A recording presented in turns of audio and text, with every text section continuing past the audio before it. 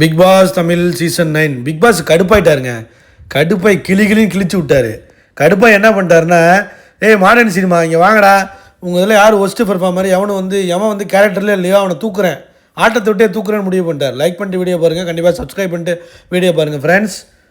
Modern cinema எல்லாம் வந்து உட்காருங்க, எல்லோரும் வாங்க, எல்லா கூமுட்டைங்களும் வாங்க.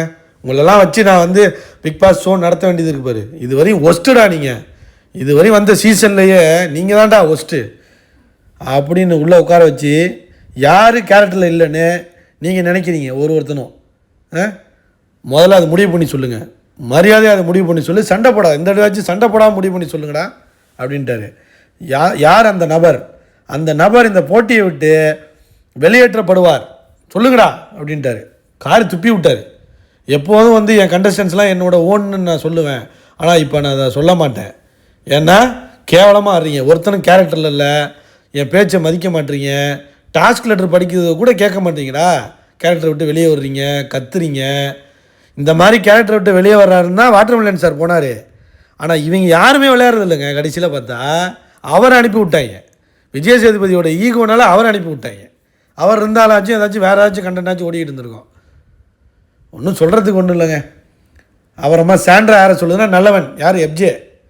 ஏன்னா அவர் வல்லவன் கேரக்டர் நல்லவனாக பண்ணுறாருல, அதனால் வந்து வல்லவன் வந்து கேரக்டரில் இல்லைன்ட்டாங்க.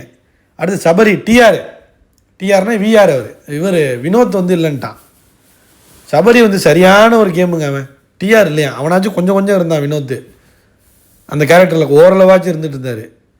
நல்லவன்லாம் என்ன பண்ணான்? உடனே எஃப்ஜே நத்தக்கனி யார்? இவர் தான் பார்வை சொல்கிறான்.